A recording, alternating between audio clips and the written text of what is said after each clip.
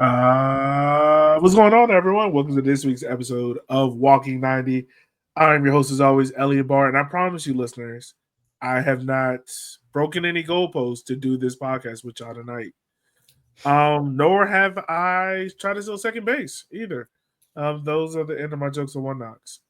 But before we hop into all that, as always, listeners, make sure that you like, follow, share, and subscribe. We are on the road to 150. We're trying to get there before we do our this so-called magical live show that we're going to do in Madison. So yeah, make sure you help us with that because every subscriber helps pay the bills. 5 cents a day can help get us on a plane to Madison. Just saying. After all that, let me introduce my co-host with you tonight. Joining me is someone that had went to TST, seen tactical manager get 2-footed and enjoyed it. It's Miss Eb. How are you doing, homie? Oh, that made my whole month. Happy Pride. I was more excited to see the 2 feet up in the air. It was glorious. It was fun. How was the vibes here? How was it compared to last year? Because I didn't see as many people hyping it up as it did last year. Or maybe I just wasn't paying attention to it as much.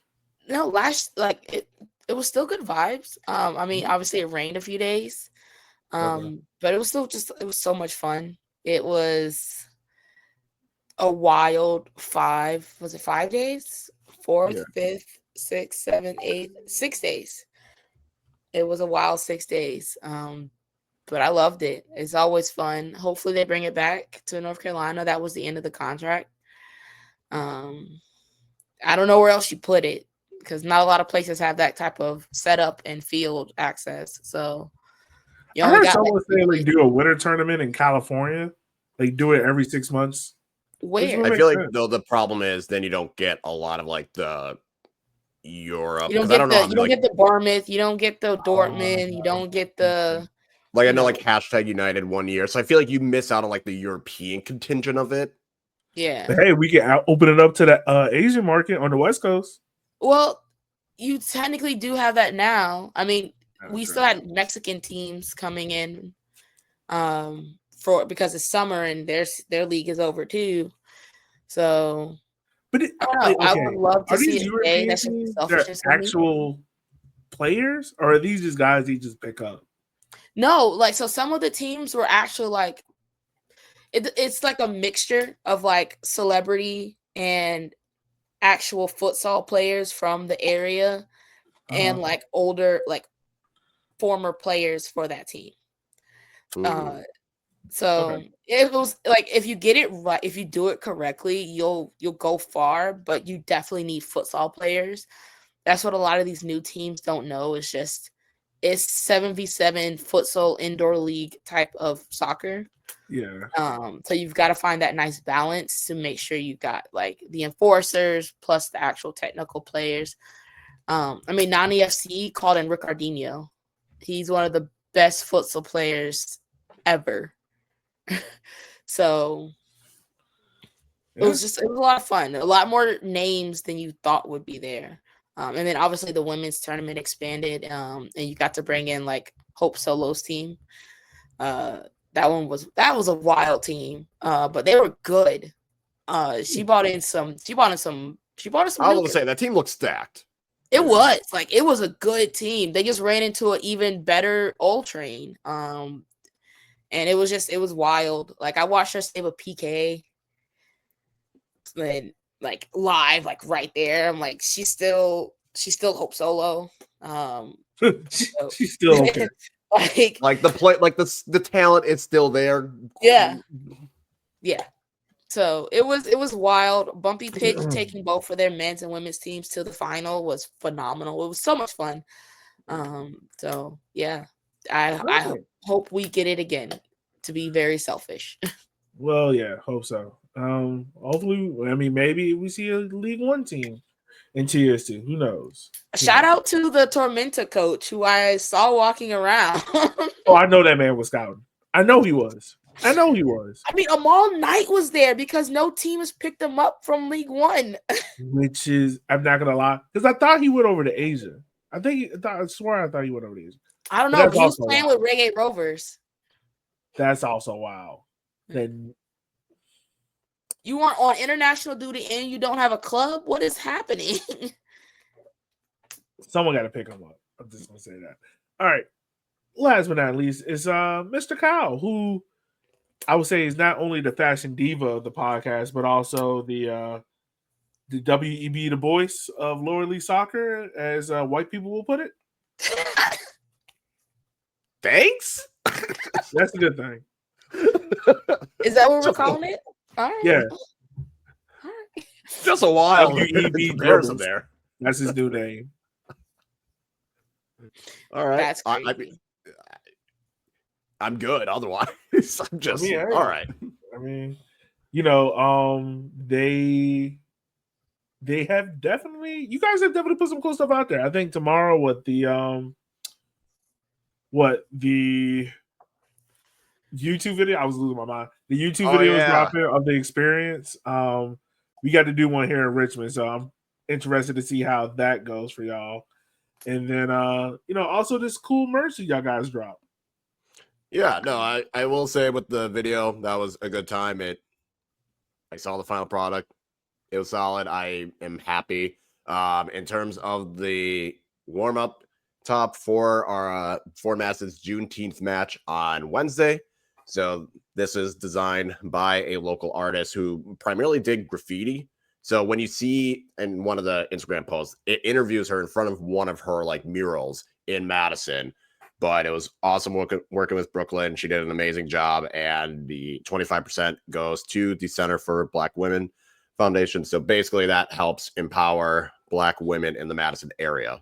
So leaders and creating a strong network there. So it was really cool to kind of see that progress, going towards a good cause and highlighting a local Black artist as well. And I mean, I do enjoy it. It looks great. It was one of the things we mentioned was like trying to make sure we can try and encapsulate as much as not just African Americans, but also throw in, the whole Black culture that gets involved in the United States. So, yeah.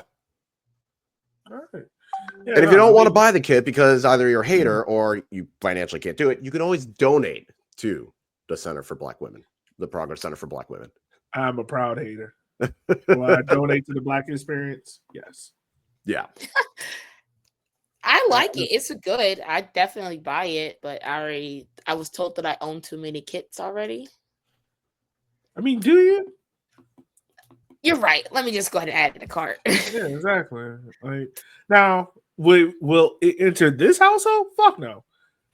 But would I support unless I show up wearing it, then it will. then yes. But no. But yeah, no, it's a solid kit. Goes to a great purpose. If you're a kit person, make sure you go out there and support it. Just don't buy it because it's a kit for Black people. Like, buy it because you want it. Like, I know that sounds weird, but like, but it's not weird. Yeah. Like I said, you could just donate to the org instead. Yeah. Like, you don't need to buy the kit to show support. You can donate. I have Black friends. Like, you can just donate money. That's fine too. That is fine. They will take donations. If you just want to give money, you can do that. Yeah. Club's gonna be hating me. Like, why are you trying to stop people from buying it? I was like, I'm also trying to get money. Yeah, exactly. So if anything, I'm doing a great job doing both. Hey, at least Fort Madison is doing a better job than Target. Came to your senses and realized, you know what? We need them. And not to go off script, but I know there's been a lot of crazy stuff going on up in Minnesota and with ISIS patrolling these FIFA World Cup games. You already know where we stand on that kind of stuff. But just to say it again, like, no one is, how can I say this? No one is an original from here. We are all immigrants. So for one group of people to tell another group of people, like, you don't deserve to be here, make sure you do your proper history. But then also, like, I know there was I don't know in y'all cities, but I know here in Richmond there was a bunch of protests, and to everyone, like, my hats off to y'all. Yeah, Madison had their No Kings stuff. They had one. But there's also like smaller towns and cities around Madison that had it. And I was like, oh, I would have expected. It's like there's a lot of farmland here. I wasn't expecting people to show out. And it's like, no, people showed out. I'm not gonna lie. Them white folks in Richmond, when they upset, they know how to protest. And they protested like they came out. I'm just saying, if you Google Dodgeville, Wisconsin, that's where my fiance's from, and you go to Dodgeville, Wisconsin, you are not expecting people to be out protesting for this kind of thing. And they showed out, and we're like, oh, okay. They were protesting in Chesterfield, aka Arrested County. I said, you got me, white people. I'm impressed. They did have some here. I wasn't here to like witness them, but they did have some in Raleigh. I was actually in LA, where a lot of things was popping. But it was still like people showed out, and that's what it was all about. So no, that's what it is, man. Use your voice. We're gonna tell you that all the time. And don't be a poser out here. Do the stuff for the right purpose. But yeah, let's move on for that, man. We got some games to talk about. Let's start off. Action started last Wednesday, so I'm assuming now that the league, with teams starting to catch up with each other, is like, all right, the match week starts on Wednesday, everyone, which is weird. Whatever, it'd be great to get that memo. But last Wednesday, June 11th, we had a 1-1 game with Spokane Velocity versus Charlotte Independence. Kyle, I'm sorry. Chaney scores again, but Luis Gill shows that why he is probably the best number 10 in USL League One, scoring a header at the far post, making it 1-1. A top of the table clash there. Any quick thoughts on this game? I mean, I think pretty much what we expected. I feel like the on the pitch stuff, it was two evenly matched teams, but I think the bigger thing was what happened, I guess, off the pitch / into the stand. Like that was the bigger aspect of it, because it kind of, we have not entered this territory, and I think this was kind of like the first sign of like, okay, so what the fuck do you actually do in this situation? Yeah, I mean, if you look at leagues around just even the US, what they're doing with it kind of was on par with what we've seen from like MLS, NWSL.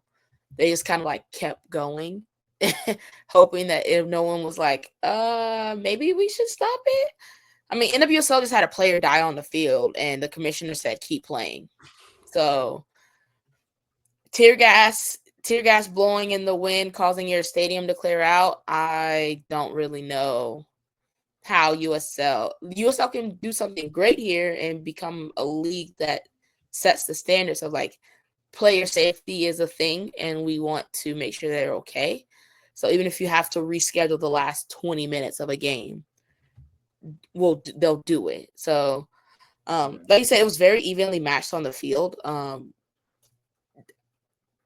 I want to first of all, I was right about Spokane. I said you just needed time because you didn't lose that many people. And then when people were like, yes, we did. You don't know what you're talking about. My Venmo will be in the show notes when he posts this shit, because you owe me $5 for talking crazy for no reason. Thank you. There's a listener question that we'll get to, but I have the perfect nickname for Spokane. And if you've been listening to me, I've been using it for a while, because this is probably, and might be a little bit of recency bias, but I would say this might be on par the deepest USL League One team we have seen.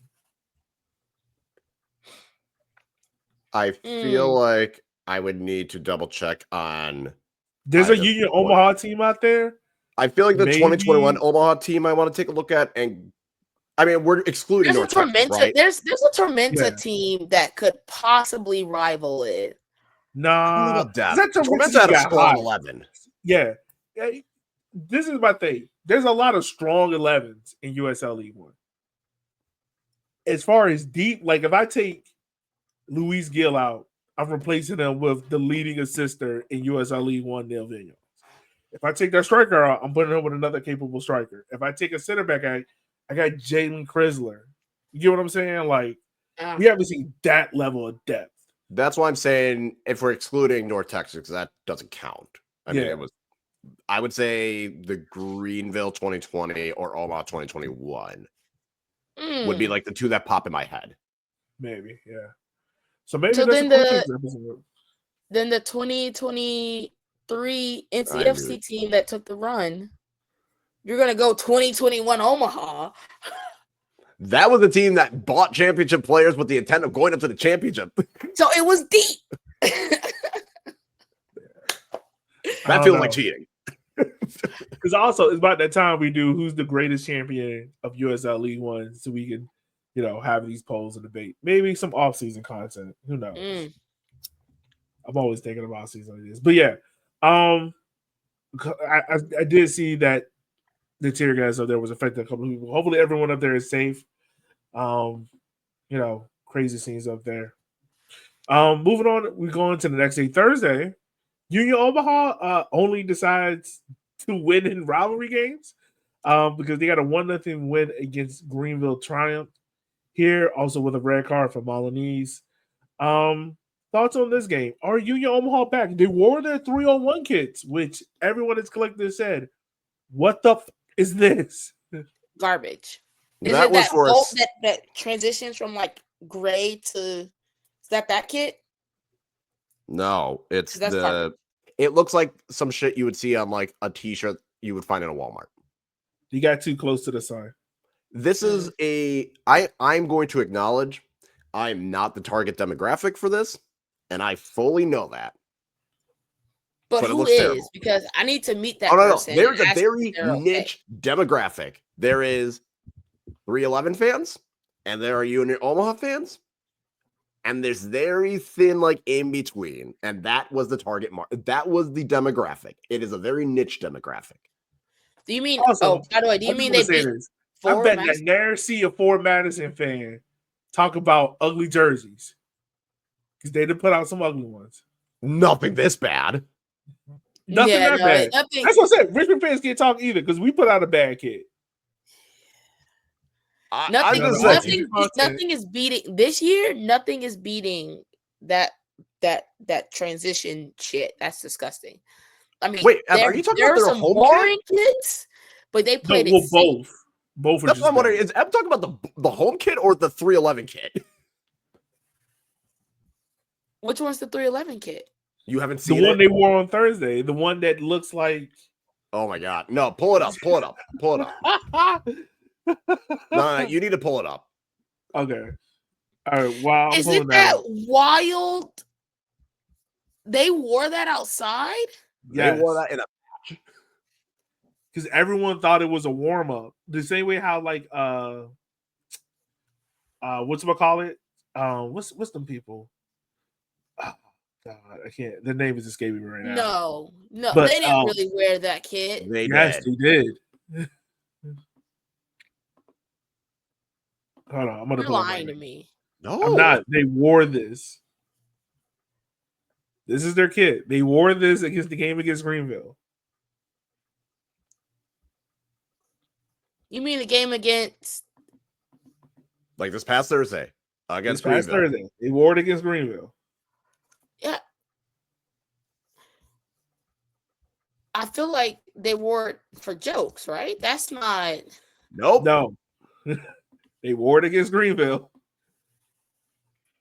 That fake ass pop up that said somebody somewhere just bought that kit. No, they didn't.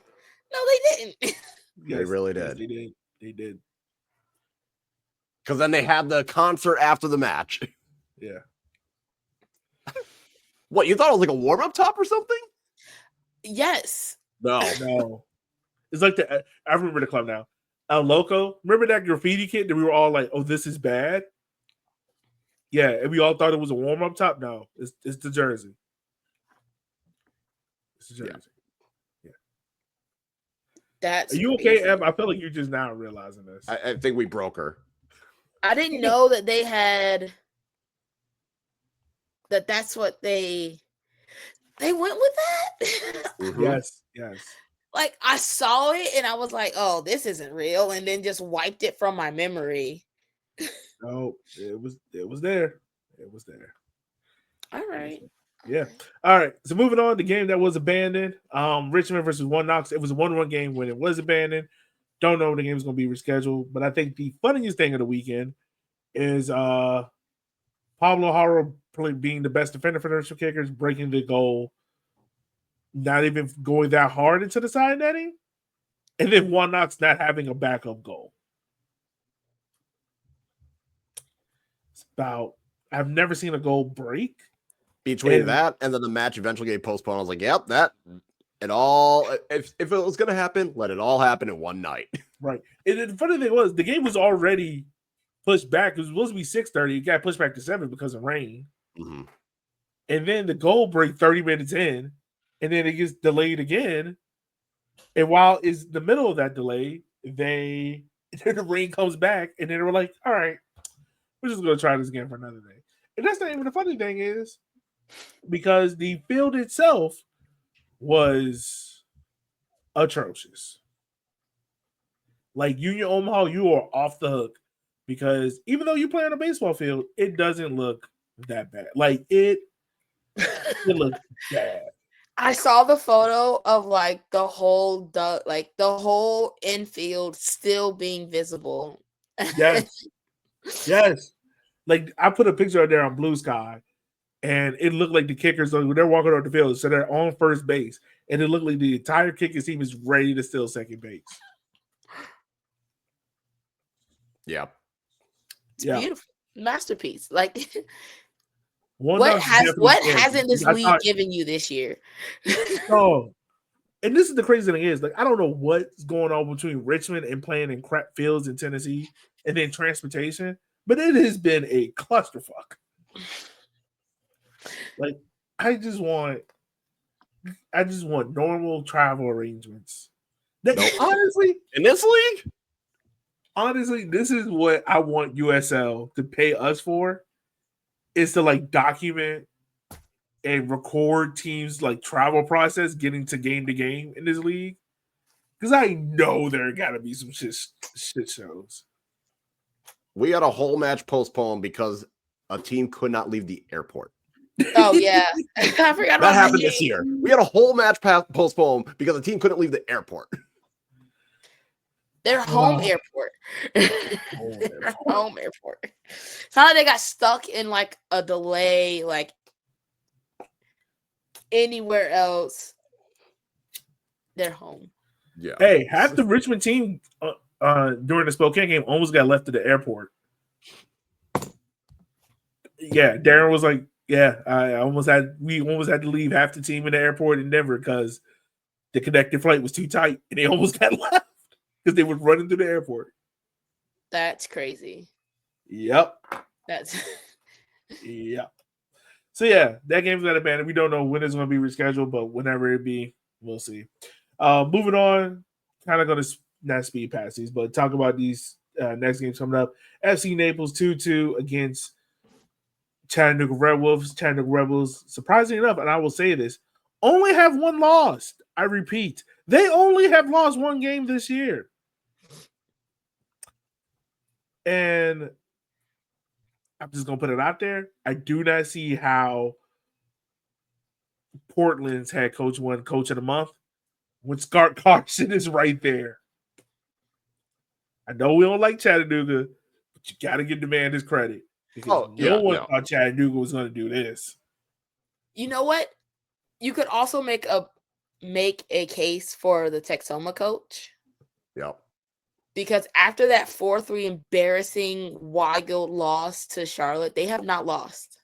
I could see Forbes getting in Texoma if they go the month unbeaten or only lose like one game. Yeah. Oh, and they only have one more game. So if they were to walk away with a result this upcoming weekend, I could see him getting coach of the month. Because that'd be 2 wins and 2 draws. Yeah. So interesting game there. Also, I know some fans were talking about it. Check out the FC Naples podcast. they had a cool episode because they went up to the Greenville game and his dad was on. That was real cool. But talking about is this like a potential rivalry like brewing, which I think this is probably the best example of USL League rivalries of like they are authentic. You know, the league isn't trying to force this down your throat. Like, hey, because they play in the same state, One Knocks Chattanooga rivals. Watch this game because they're rivals, and they're not because neither fan base don't care for each other. But you know, it's funny in this game that FC Naples has not beaten Chattanooga yet, but then also there was no red card in this game, so I'm slightly kind of disappointed in that as well. You know, we can't always get a red card. We had enough red card nonsense the weekend prior. I think everyone needed to calm the fuck down. Next game to talk about, we had Texoma go 2-2 against South Georgia Tormenta. Tormenta gets a draw on the road here. I mean, a draw at home here. For Tormenta, man, you had a win. You had a win. You just couldn't hold on to it, unfortunately. And that they haven't won a game in a while. Have not won a game in a while. So yeah. Any thoughts on this game, Kyle? Nope. I think kind of like what we've said. Texoma's kind of realized we should learn how to defend. And they did that. And they have put together a really good string of results. Also helps playing teams that are either struggling badly or not good. Yeah, for real. But hey, they have not lost in like 5 or 6 straight games. No, they haven't. Moving on ahead, we go to the team at the top of the table playing against Fort Madison and a 2-1 victory there. Kyle, the floor is yours, my friend. I mean, after the Omaha game, I said this team needs changes, but I don't think they're going to make the changes that are necessary. And that could have been not playing certain players. That could have been changing the formation. Instead of doing all that, they decided, let's just keep going with how we are. And again, none of it is making sense because you're still trying to do the same formation with the same general group of players, and you're not getting results. They have not won a game since end of March. They finally scored a goal from open play for the first time in like a month, which great. But it just feels like it's the same shit every single week.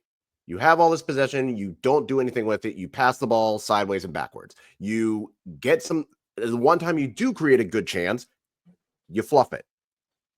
And it just keeps happening over and over and over again. And I think the most frustrating part is there's no clear sign that they're going to change anything. Like this formation doesn't work. You need to change it. There are players that are out there that are not contributing, but they still keep playing. And that's the thing that I think is the most frustrating. If they had decided middle of May or beginning of May, okay, this isn't working, let's try something different. And if they were still to struggle with the results, at least you can be like, okay, they're at least trying something different. And clearly this just wasn't it. Maybe they'll figure it out. But in this instance, it's like you're not doing anything different. You're just doing the same shit over and over and over and over.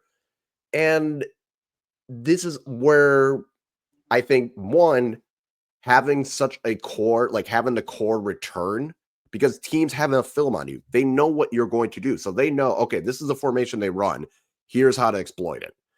Here's some of the players. Here's how to like put them in uncomfortable situations. Here's how you can force them to make mistakes. Or this attacker likes doing this, so don't let them do it. So there's enough film. And then again, you're not making the change. And I understand there were some injuries. I'm not discounting that, but you also spent all this money to bring in guys that had experience that people would say are solid USL League One players, and you're still not doing anything with it. Like, I understand Devin Boyce is injured, but there should still be players that can come fill in to at least not necessarily like to reduce the gap between Devin Boyce and whatever person comes in. Yeah. Like, I know Mitch Osman was hurt for a certain bit of time, but it's not like they just threw on some like 18-year-old kid. They brought on someone that was in the USL Championship, was with Ford Madison last year. There should be, you spent all this money and yet we're you're hovering around the bottom and have not won in 2 months. So at this point, are you going to make changes that are necessary, or at least try to make changes? And if you're not, then why bother being in the job? Because what it would tell me is you've taken this group of players in this team as far as you can. And at this point, if this is as far as you can take them and the results aren't showing, then something needs to change. I'm gonna keep my comments to myself. Welcome back, Ed. Hi. I think it's just more of it's the same shit you keep seeing, and it's almost like you're expect, oh no, this time it's going to work out. This time we're going to get the result we need. And it's like, no, you haven't in almost 3 fucking months. Yeah. Moving on from that game to probably, I wouldn't say the most shocking, but definitely one of the head turners in USL League One news this weekend. Portland Hearts of Pine with a hat trick from Ollie Wright. Union Omaha won 3-1 game there. I ain't gonna lie to you. I thought when Union Omaha scored, A-Scuff scored, and the way how Portland defense gave it a go, I was like, okay, this is gonna be a long day for Portland. And then it wasn't, because Union Omaha defense showed up, or lack thereof. I'm very happy with Portland this season. We didn't know what they were going to be on, and they have had some really terrible results. And they only showed up when it was Open Cup or Jaeger. For a very long time, they were not winning games in this league. We are slowly climbing the ladder, and I will give them that. Yeah, it's impressive for them. I mean, they're still. It was a good win for them. Yeah, it's but about I'm not going to get carried away yet. Yeah, they got to get consistent. Also, Union Omaha needs to stop playing Brett Coleman, because he is not good anymore. He's not. Damn, yeah, okay. it's not a good game for them at all. No Nuhu in this game either, and some of those goals I was like, they need him. Need Mr. Nuhu back there. Moving on, we got Charlotte Independence with a 1-0 win over Greenville Triumph here. I think out of this whole week, I think Charlotte probably comes out the best, I would say. Never Spokane. Yeah, probably. Definitely though. That's fair. Although, hold on. There might be another team that actually came out looking very good. Finally. And we'll get to them, Kyle. I'll give you 4. Greenville, on the other hand, 2 consecutive 1-0 losses out of this match week. Had a chance to slightly move up that table, but weren't able to do it there. But Kyle, I know.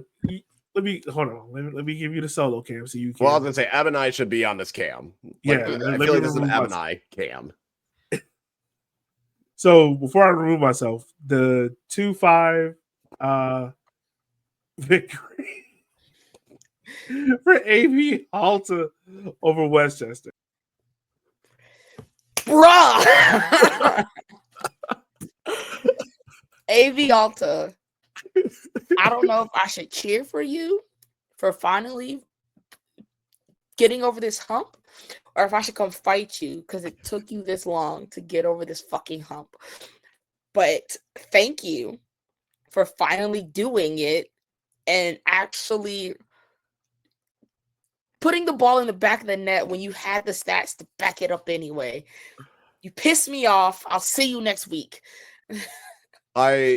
Honestly, I saw the score. I was like, oh, damn, AVL to 5-2. I was like, okay, let me check this out. Why did these fuckers go down 2-0 within like 25 minutes, allowing a goal back to back? I was like, what the hell? This is, and I was ready to be like, this is this dumb. Good thing I knew what the final score was, because I was like, what is AVL doing? How are you 2-0 down in 25 minutes? You allow a goal back to back, and you're going to do this shit again. The Bolaños goal was a banger, but Carlos Alvarez, the goalkeeper, he's not good. But that was the thing. I was like, okay, I understand the goal might have been a banger, but how you allow that goal right after giving up a goal? And I was like, oh, here we go again. Here we go again with AV Alta. And then they scored 5 goals. And then it wasn't even the fact that they scored 5 goals. It was like, oh, you realize, hey, we can score, and we should make a better effort at doing that. And they only took 4 shots outside the box. So it was like, okay, you were smarter with your shooting. You were smarter with your passes. You decided, you know what? We're going to be smart. We're not going to just bomb passes that are unnecessary. They only did I don't even think they did 10 crosses. They're like, we are not making dumb decisions when we have the ball. And I am so proud of them for that. But why did you have to go down 0-2 in the way that you did in order to get to this point? I've been calling it raise my rent ball because why do you need to get it out the mud? You made it out the hood. You're not Poe no more. You can just go win a soccer game and then go home with your white picket fence. Just stop it. Stop. It's like that meme where it's like someone does like a kickflip and like they land it, and then like on the other panels like doing the most ridiculous shit, and like you could do the easy way. There's no shame in keeping things simple and doing things the easy way. Yeah, but maybe they've realized that. Ain't the AV Alta way. But I need them to just do that. Yeah, I get that. It's like teaching a toddler. It's like, you can, like, why do you go through all these hoops to simply build something and get the toy that you need? Why don't you just go to the bin and grab it instead of walking over and crawling and pulling the bin out and trying to carry it on your head and then put it down? Just grab the bin and put it on the floor. It's not that hard. I may be speaking from this past weekend experience with the sound like it. I was like, oh, he's speaking from a place of a little bit of frustration. A little bit of frustration. It's okay. Who saw Kyle? All right, so that's all this week's past results there. Everything that happened there. We got a few listener questions in. So once again, as always, we love listener questions. And honestly, that's what our show's all about. We talk about the results, but really we are here to think about the questions that other people don't think of. So that's what we're here for. So once again, if you got a listener question, make sure that you send it to us on Blue Sky, or you can DM it to us on Instagram. Or you know how to get in contact with us. Send this to us. So this one comes from Tumbleweed. They do a great article on AV Alta. They do every match preview, so make sure you go support them on Instagram and on Substack. But his question is this: so last week in the Quickest episode, we were talking about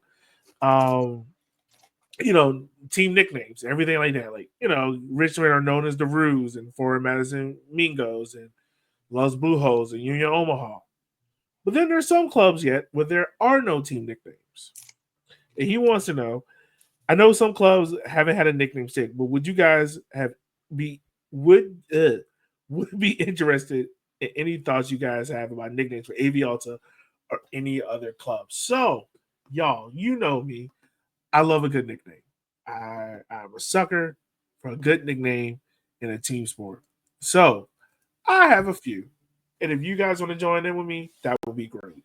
Are you guys ready to do this little experiment with me? Yeah. All right. Let's do it. All right. So, starting off, make sure I pull up the list. So, AV Alta. What would be a good nickname for them? I mean, the Antelopes, right? Yeah, but I want something more on brand. So, oh my God. More on brand? What's something that really describes AV Alta? Oh my God. I know their fans are probably going to kill me for it, but charge my mind, not my heart. You remember the first game of the season where they had the guy riding a horse? It was like a Spanish cowboy. Okay. That should be the mascot. I was thinking, because isn't like Lancaster, don't they have like a big military base like over there or something? I think so. So I was thinking like maybe like a jet related thing or a military related thing of some type. Is there an explainer for their logo? Let's find it. I have no idea. Don't mind me. Yeah, I don't know. I feel like they're, and maybe I'm wrong. I really thought there was like at the stadium, they had like a big old like military jet or some kind of big ass plane at the stadium. Oh, what about a poppy? What's that? What about the poppies? The poppies? Mm-hmm. How did you get to that? In their explainer, it's the crest is supposed to resemble a California poppy. I think it should be the hangars. Well, that's the stealth bomber. Yeah. Or you could go with this one. I'm probably gonna murder this. The Vanqueros? That's the name of a Spanish cowboy. So maybe that. Brutal. So okay. So I mean, I don't think any of those are bad. The poppies? Yeah, I would say bombers. I'd say bombers. Not in this military climate. Oh my god. Okay. Fair. Jethawk. No, wait, shit. That's their baseball team. Never mind. I'm on Wikipedia right now trying to look up. Yeah. Okay. So yeah, Charlotte got a nickname. Chattanooga got one for Madison. Greenville has one. I guess the Triumph. Yeah, maybe. Okay, this is another one. FC Naples. So I have nicknamed them FC Nipples. I know that I was about to say, incorrect. Isn't it just nipples? We need to find an actual nickname for them. So.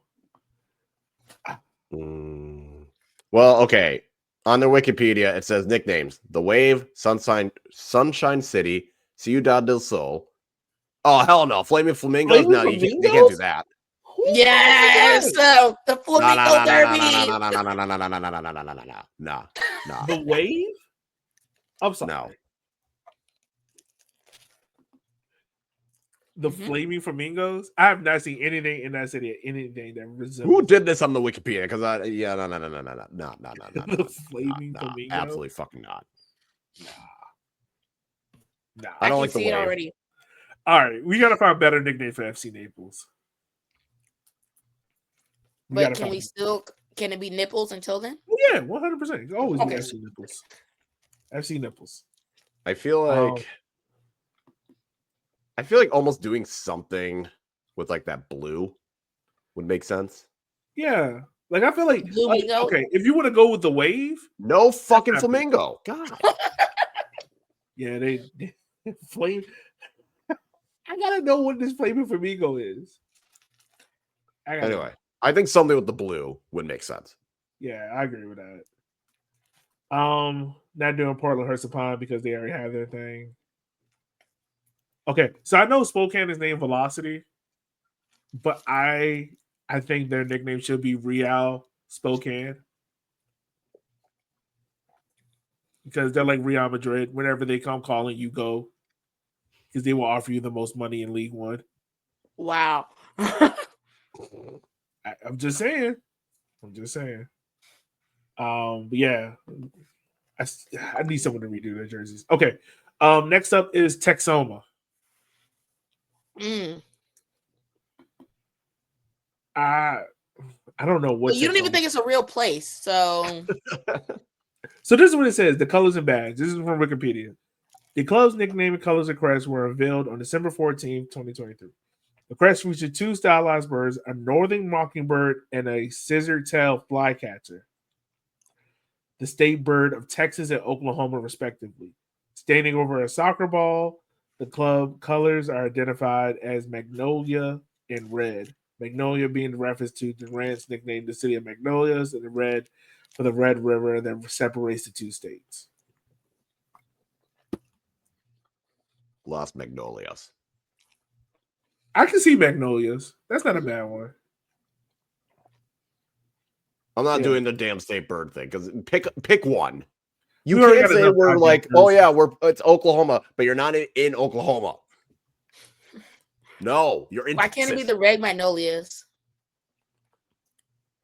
I could, yeah, I can see that. I was gonna say red Magnolias. It's not bad. It's not bad actually. Las Rojas Magnolias. There you go. Add a little Spanish flair to it. Everyone will love it. All right. So the next listener question we got, and this Wait, you one didn't I do picked up. Winchester. Westchester. Punchester. What do you mean? I mean, for it's probably going to be for Westchester. It's either something with the bridge or the Dutch connection. So maybe the Flying Dutchman. You can go with that, but that name is used for everyone. But like, they'll probably do something more so with the bridge. Or you know what? Honestly, I was listening to the Protagonist podcast. Was it Protagonist? No, it was more to Kick Around where they interviewed the Westchester owner. And they talked about like on their jersey. I didn't even realize this. They have like a golden apple on there because their city is nicknamed the Golden Apple.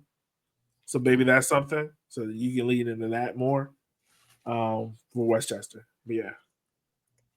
I need teams to start coming up with proper nicknames so I don't have to call you by your full name. I think that's fair. Yeah, I don't know. All right. So the next listener question that we got, I picked this one up from Reddit. So they gave out the points per game table. So I'm gonna read that out as I'm doing this. So it says at this point, it's still early in the season. The USL League One standings split fairly clearly into tiers by points per game. Obviously, the table looks a little different than that because of the disparity in the games, Richmond and One Knox, for example. But the Kickers have played 4 more than any other team, which sucks.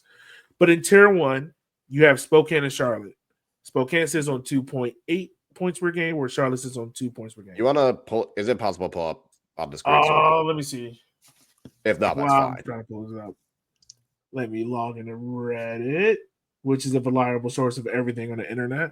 Right. To only be used for that stuff. Let me see if I can pull it up. Because that would be better. Here we go. All right. And presenting to you live. Oh, no. Here we go. Here we go. All right. I hope everyone can see this. But yeah.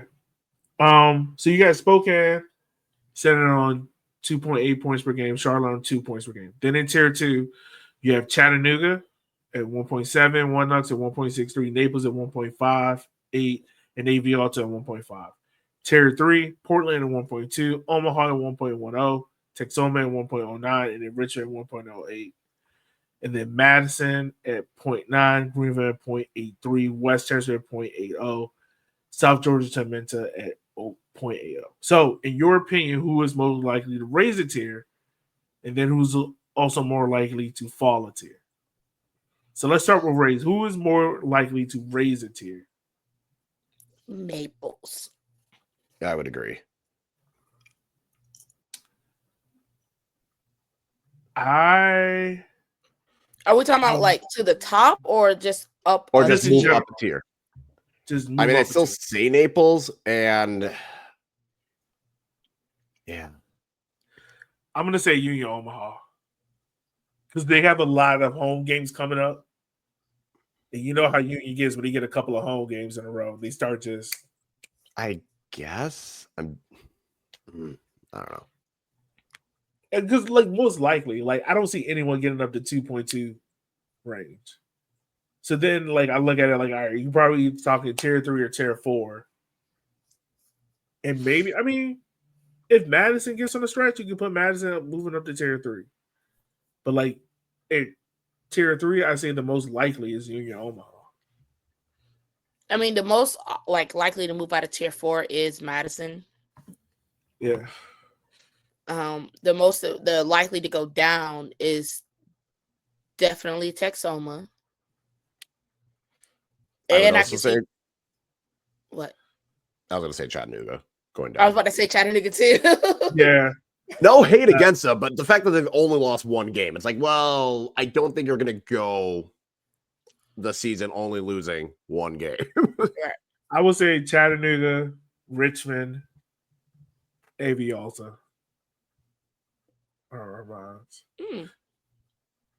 Because Richmond hasn't been in a great run of form. Chattanooga, that bubble soon to pop. And okay, let me move AV Alta. I don't have any hate for AV Alta. I think they're a good team. Chattanooga, Texoma, Richmond. Those are my 3 most likely to move down, I would say. I would say Chattanooga or Portland. Yeah, Chattanooga, Portland. I'm not. It's just more. Portland has shown flashes. Yeah, but I'm not fully there. Like, if this is what we're gonna expect out of Portland, like a couple of wins here, like a win here, a loss here, a draw, like then maybe. Like if this is kind of just their natural form. But it is just more of the. It's not like I am fully bought in to Portland because they still, like, yes, they did score 3 goals, but it's still a team that is struggling in the attack. And it is not like I'm not fully there with the attack. And maybe Ollie Wright will catch fire and like turn things around. But it's just, I'm just not there yet because it's not like they're strong defensively and it's not like they're strong in the attack. It feels like they got a good result. So I'd say I could see them possibly dropping down a little bit. Especially as the schedule starts catching up with them. And I know they probably got I know they got a home heavy stretch, but they'll probably also have a road heavy stretch as well. Just because of how weird their schedule was. Yeah. All right. So once again, if you got any listener questions, make sure you send them to us. We love answering them. Give us something to talk about. Give us something to think about outside the box. But guys, let's go ahead. Let's move on to this week's upcoming fixture. Starting on Wednesday, Kyle, you're for Madison Flamingos. I don't even know if that's your real name anymore because Naples calls them the Flaming Flamingos. And white people love stuff that's on fire. So they might not even call y'all the Mingos anymore. But they play Westchester. And Kyle, you have already dubbed this as the panic button game. Would you like to elaborate more? Well, these are 2 teams that are struggling. Like I said, Madison has not won a game since end of March. And I think Westchester's in the same boat where they haven't won a game since, I don't even remember last time. They have not won a match since April also 2nd March in the Open Cup. Oh, no. They have not won a league match since March 29th. Yeah. Madison has not won a league match since March 29th. These are 2 teams hovering around the bottom of the table. Loser hits the panic button because if whoever loses is firmly in the bottom. What if it's a draw? Unless Tormenta, don't also get a result. But basically, loser, I feel like, hits the panic button because then you're looking at a whole 3 months without a win. Yogi, that's a good question. What if it's a draw?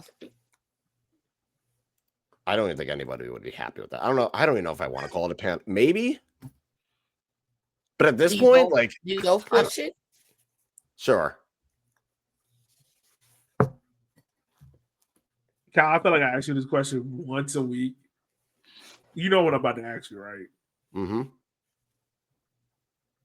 Is that seat hot? Should be. Okay. In my opinion, should be. Haven't won in almost 3 months. Yeah, I wonder. Like you're looking at 9 matches without a win? It's just the fact that, like you alluded to, it's the fact that he put money into it. Like, there's money into this team. With players that he actively said, we're putting on this team as well. Hey. This isn't like the club was like, actually, you know what? We're bringing in all these players. You're just going to have to make it work. It's like, no. He's also the technical director. He also... Yeah. Kyle, so I'm saying it should be. It should be, in my opinion. I'm not going to kick you when you're down, buddy. Honestly, I was like, when after the Omaha game, I was like, it's weird because it's finally not a 1-1 draw, but I'm actually more annoyed because it easily could have been a 1-1 draw. If they finished one of those 9 chances. Yeah. Yeah, it's panic button. This is a panic button game. Moving on to Saturday. 7 p.m. kickoff. We got 3 games kicking off at 7. Greenville Tribe takes on Chattanooga Red Wolves. Does Greenville get a win? No. Ooh. Draw. I'm bringing back the classics. I'm hating on Greenville. Let's go. I'm saying draw. Okay. There's only been 4 draws in this match between these two teams. Greenville, I don't think they won in the league in a while. 9 in their last 5, at least. I'm going to go Greenville win. I think Greenville gets it right. I think they out defensive Chattanooga for this one. I think I'll go 2-1. Leo Castro is definitely scoring. Fair. It's just all about who else can score for Greenville and can their defense hold on. I just got one game I'm excited about. It's the only game I care about. All right, moving on to the next 7 p.m. game. Can One Knox find a goal that does not break? Because they will be taking on South Georgia Tormenta, who will be looking to get any points to try to pull themselves off the bottom of the table. Guys, who do we have in this one? Both teams winless in their last 5 as well. I'll say who wins Knox in this game? The people that got to stay home. One Knox. Now, this is the crazy thing. The last 4 games between this team, including Jaeger Cup, have been 1-0. With One Knox winning the last 3 1-0. Okay, I'm rocking with Tormenta. Let's go. I'll say One Knox. I'll go draw. I can see a draw. You've gone soft. The game that I'm not looking forward to, Richmond Kickers versus Spokane Velocity. And I'm not looking forward to it because it's the top of the table team coming into City Stadium. And our defense, if you take our offense, great, amazing.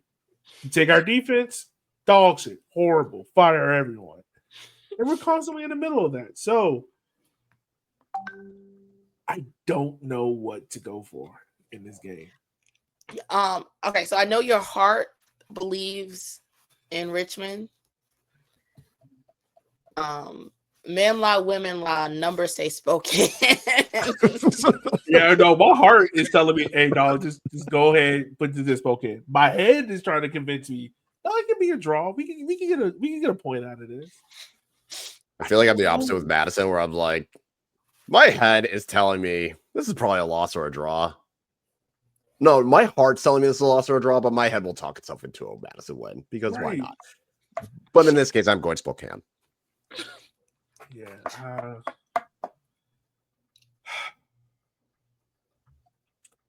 Go ahead. I know it hurts. I know. You could say draw, and that would still be okay. You can say draw. I'm gonna give you a draw on this one. It's not because I mean, you look at the last few matchups. If you take out the 3-2 Jägermeister game in the league, we haven't beaten Spokane, and I mean, there was a 1-0 game on May 18th, which they gave me infuriated me. Until I can see Richmond defense improve, it's hard for me to pick them in a game. It's hard for me right now to pick them in this game.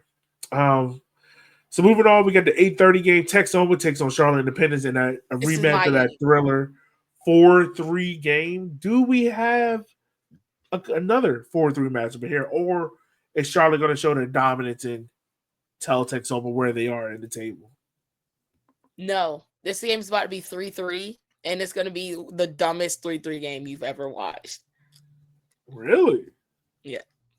Okay. Kyle, what you think, my man? I was going to say 2-1 Charlotte with at least 2 red cards. Ooh. All right. I got Charlotte big here, man. I think it's going to be like 4-1. I got. Wow. Right now, if you ask me to pick who is your favorite to win the USL Championship, USL League One title, that's the Supporter Shield. It's Charlotte. It's Charlotte. Like, something about this team, man. It's some dark ass mojo. Like, it shouldn't work, but it does. And yeah, like they got a stretch coming up of games where if they hit,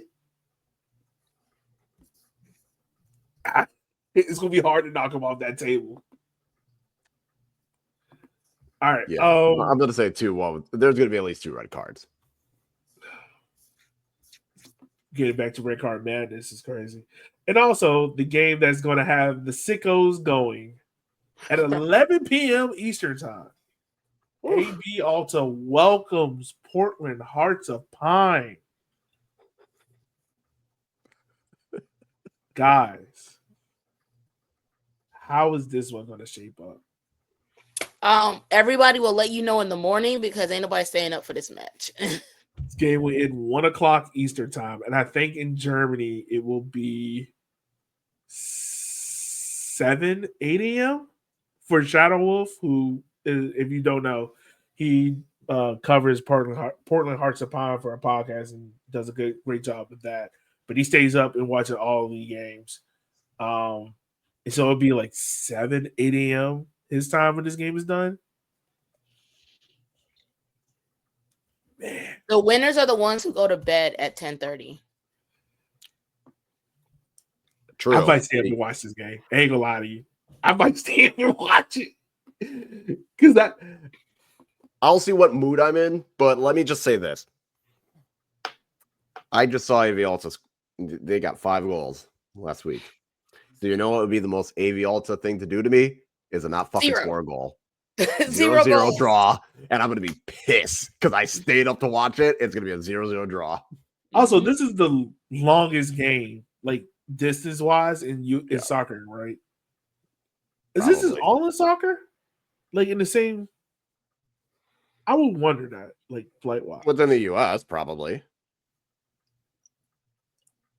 All I'm saying, like I said, all I'm saying is AV Alta did this. They finally realized we can do simple things and putting the ball in the back of the net. And what's going to happen? They're going to go right back to pissing everyone off. Over under 70% possession. For AV Alta? Over. And that's going to be over. 74% possession, like 12 shots, 2 on target, 0-0. Get ready, Kyle, for the crash out. Let's just say this. People will know if I stay up to watch this match if they follow my Blue Sky that Saturday night or Sunday morning. And they see they might see some of my skeets, and that will give them the indication how long did I go watch this match before I said, fuck it, I'm going to bed. I'm going to be laughing. All right. So who is your I'm going to say Crabs. Who's your vibes and chaos game of the week? So my vibes game, I already told you, is AV Alta versus Portland. That's the vibes game. That's the game, you put on TV. That's an 11 o'clock vibes game. What are you doing? I was just saying, that's the perfect game to put on when you chilling. You want to put some good on. That's that. Chaos, pure unadulterated, like, oh, this is going to get wild. Cal, is that for a Madison Westchester game? Oh, you really picked that? Yeah, that's the chaos game. All right. Because think about it. The team that leads the league in pins, Matt Glazer's seat getting hot. Both teams know how to give up stupid goals defensively. I mean, the last time these two teams played, Madison had actually gotten 2 penalties, and Westchester did not get one. Pinchester gonna get their pin back. That was also the game that Westchester chipped it from midfield. That is true. Damn. What a weird match. No, I'm gonna say my vibes. I've not decided what my vibes is. Chaos is Texoma Charlotte. Thank you. Vibes, I'll go Richmond Spokane. Thank you. Why? Ain't no one watching that shit. Look at the other matchups, and you're really going to sit. No one's wanting. You are not going to put on Greenville, Chattanooga just for shits and gigs. That is not a match you should just be putting on to put on. Yeah. Knoxville Tormenta. This is Ohio State versus Cincinnati. Yeah, and you know what's going to be. You know what the good thing about those kind of matchups is? For like the first quarter, Cincinnati's like in it, and they might have hope before Ohio State realizes who they are, and that's probably what's going to happen here. So you stay to be like, okay, the longer this match goes, how desperate does Spokane get? If things aren't going as they want. Ain't no one watching that. Ain't no one watching AVL to Portland. Yeah, yes, they will. Yes, they will. Not for fun. I had the same vibes in Chaos as Kyle. Not for fun. That Chaos game is gonna be Texoma. Oh yeah. Like that's gonna Texoma's be that. Charlotte, you either put as vibes or you put as chaos, but it is one or the other. All right. Well, listeners, as always, let us know what your vibes and chaos is. And as always, like I said before, get in contact with us. Hit it up on Blue Sky. Hit it up on Instagram. Let us know if you had any listener questions on what your vibes and chaos is or your favorite team nickname. Let us know. But for that, I think we have covered everything. Cal, Yes, Eb, anything I'm missing? Good, because I'm tired. Well, then don't go watch the Jamaica game. Trust me, they do good and qualify for the World Cup, and then whatever. It's the Gold Cup. I'm gonna treat it like how Americans treat it. It doesn't matter. But yeah, whatever. With that being said, folks, we just want to say thank you for taking the time of your day for listening to our show, because without you, we wouldn't want to do this, we couldn't do this. So as always, thank you. And remember, for Kyle, for Eb, and myself, as always, be easy, be safe, and it's okay. Do something nice for someone else out there, because if it was you, you wanted to do it for you. So with that being said, we'll catch you guys next time on the flip side. Peace.